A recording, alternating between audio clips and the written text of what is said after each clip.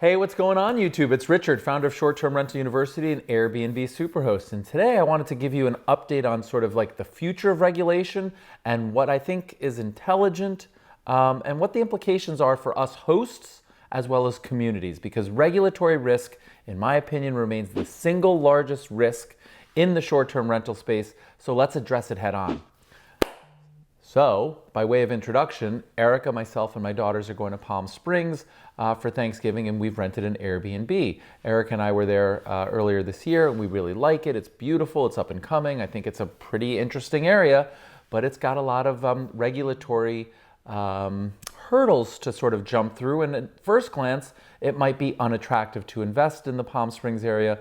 This video is not about the investability of Palm Springs, but it's now I am a guest and I'm going to Palm Springs and I'm jumping through all of their regulatory hurdles. And I want to share with you what those look like and also what that guest experience is like so that we can all weigh and benefit from like our personal travel experience. The first thing is Palm Springs has a good neighbor policy. They regulate the number of weeks that you can rent. Again, we're not going to get into the specifics of this. So let's just assume that the host that I'm Airbnb-ing from is compliant with all of those items. And now we're talking about what hurdles I have to jump through. And the first thing is I got an email saying, hello, we're looking forward to hosting you in Palm Springs. Per strict city guidelines, all guests must review and sign the Palm Springs Good Neighbor Brochure and provide all the requested information. Please note that we cannot honor a reservation that has not been finalized with the completion of this document. For your convenience, we've set this up for electronic signature. Please review and sign prior to your arrival in Palm Springs, and if you have any questions, please feel free to reach out at any time. So I'm going to share with you what that Good Neighbor policy is, because I think it's really important and it can help us all recognize what kind of things cities, communities care about, because we, whether we have the regulations or not, we can be our own monitor and we can improve our own neighbor relations. We don't need the community to vote this in. We can do this ourselves. So what does the Palm Springs Good Neighbor Brochure for vacation rentals look like? Well, the first thing is it gives us a nice welcome. It tells us about Palm Springs is a world famous for its warm welcoming of visitors while on vacation. We are pleased you have chosen to spend your vacation in our city. There's so much to see and do, or if you choose, just sit back and relax and do nothing at all. Like many of our visitors, you have decided to rent a house or a condominium for your own unique experience. That's great. There are many benefits to doing that. Perhaps the greatest benefit is the pleasure of residing even for a short stay in one of our beautiful residential neighborhoods. You will be among many permanent residents who value the look and feel of a quiet and safe place to live. They and the city will look to you for your help in preserving that sense of peace and quiet. In short, being a vacation renter also means being a good neighbor. Makes a lot of sense, right? Like, we don't want to go in and disrupt the neighborhood. We don't want to be non-peaceful or threatening or loud or anything like that. So let's use the Palm Springs Good Neighbor policy to affect how we host and the communication that we have for our guests to a point. And I'll get to that in a little bit. So the first thing is that we're not allowed to create excessive noise or disturbances or engage in disorderly conduct, kind of obvious and common sense, but consider how you would want your neighbors to behave in your own neighborhood back home. Chances are your Palm Spring neighbors will expect the same of you. Treat others as you would like to be treated yourself. A little consideration goes a long way. We ask you to please observe the following City of Palm Springs rules and regulations for vacation rentals. And here they are. The first bullet is, who is making all that noise? So amplified music is not allowed outside of your vacation rental unit. Music may not be heard at the property lines at any time of the day. That includes music coming from inside of the home. Please don't bring speakers outside and crank up the music, even if you think everyone will enjoy it. If your neighbors can hear the music, you are in violation of the city ordinance. Pool time is one of the most popular activities to enjoy in Palm Springs. Please keep voices and pool activities to a reasonable level. Continued and ongoing screaming for an extended period of time is one way to disturb the neighbors. Please be thoughtful. Nighttime hours are between 10 p.m. and 10 a.m., also known as quiet hours. Please consider moving indoors after 10 p.m. If you choose to be outdoors, please be considerate of the neighbors and use indoor voices. Please remember our neighborhoods are quiet, surrounded by mountains, and voices can easily carry. A call from the neighbors to the city will bring the vacation rental compliance officers to your door. Our officers may issue you a citation if you exceed the allowed noise levels or if another violation is observed. So please keep the noise down and be considerate of the neighbors. You may be on vacation, but other occupants in the homes around your vacation home may not be. And then they go into ordinances about parking and how many cars you're allowed, 1 vehicle per bedroom. Dogs must be kept on a leash. And then it talks about the trash, like who's taking out the trash. So these are the things that the city of Palm Springs has required of all guests that are staying in Airbnbs, condos, individual homes. And I think it makes a lot of sense, and it's probably consistent with what we want done in our own home when we're not there. But we as hosts probably want our guests to do all that. We just may not be communicating it as effectively or efficiently or eloquently. But this is a great starting point that we should all emulate, copy, include in our copy and our communication so that we avoid disruption and neighborly disputes. And besides regulatory risk, the second largest risk for the continued success of your business is neighbor relations. So the sooner we enact some of these policies and procedures and put them in writing and communicate them, the greater the relationship we're going to have with all of our surrounding neighbors, who can also put us out of business by being, grumpy, or they could actually be really loud and disturb our guests. So let's just avoid all of that. Now, what's kind of interesting in the DocuSign is there's some really personal questions that I don't believe are necessary, but it's not my law. I'm not the city of Palm Springs, so I'm going to comply.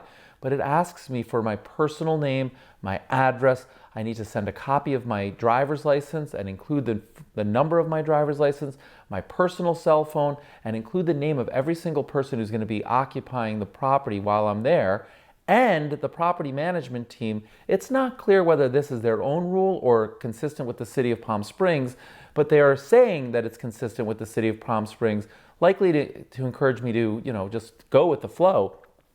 But they also have to meet me in person, which is kind of hard. And now I want to turn to the implications on a guest so that we can not only use the best practices about regulatory considerations and noise and trash and parking and all of that, but now let's add a little bit of hospitality and talk about how I feel about all this.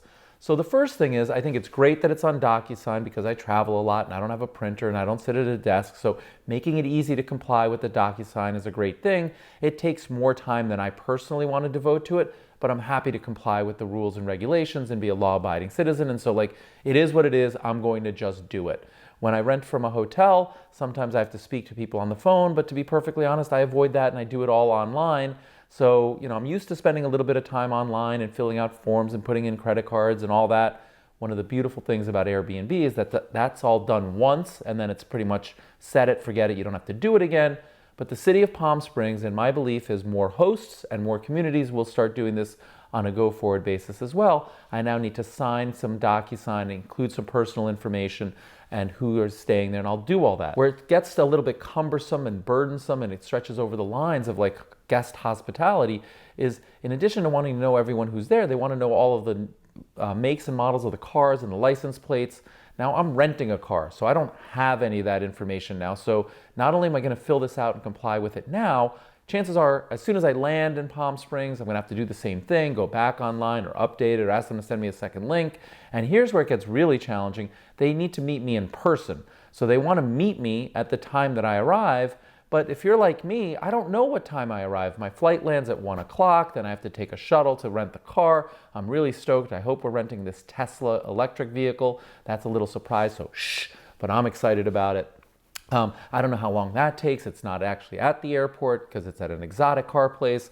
And then once I have the car and Erica, she and I are probably going to go get groceries and stock the fridge. And so I don't know. I live my life from a point of flexibility and freedom, and I'm not time bound or constrained, and I don't have a lot of appointments. And I kind of like that flexibility in this nomadic lifestyle that we've set up for ourselves. So to ask me what time I'm prepared to meet somebody at the home is kind of challenging. So I just said, look, it'll be sometime in the evening. I don't know what time, but we're going to go do our stuff. We'll get to the Airbnb and I'll check in with you later.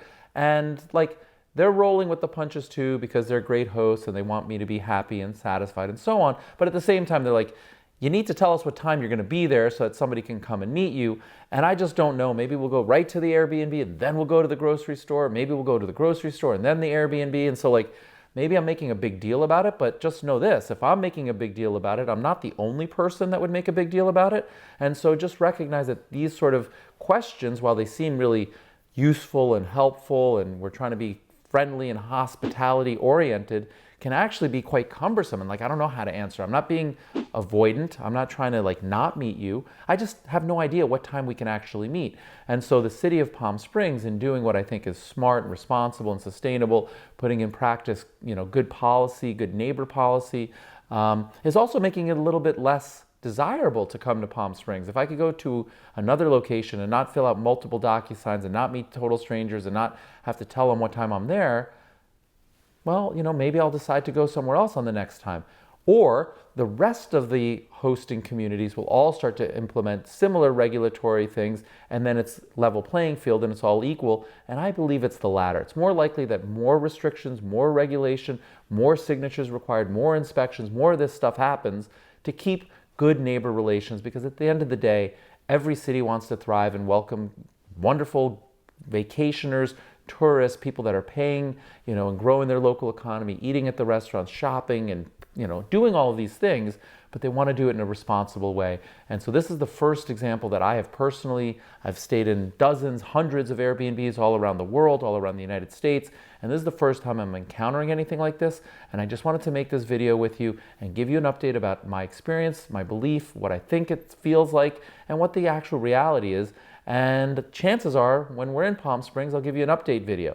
So in the meantime, go ahead and comment below. What do you think of these regulations? Are they enough? Are they not enough? Have they gone too far? What would you do differently? What do you currently ask your guests to sign or fill out or implement? What kind of agreements? Because again, the more that we share and the more we comment below, the more ideas we all have, and we can all share the best practices, because at the end of the day, the reason that we have this channel, the reason we pay attention to all of this, and we're in our Facebook group, is to be the best hosts we can be, the most successful entrepreneurs possible, to be the most profitable and successful and have a long runway with good neighbor relations, good community relations, good city relations. So share your best stuff below. We're not in competition with one another. It's not going to take any money away from you by helping somebody halfway across the world, but you'll feel great, you'll feel whole, you'll be doing something wonderful. So do it.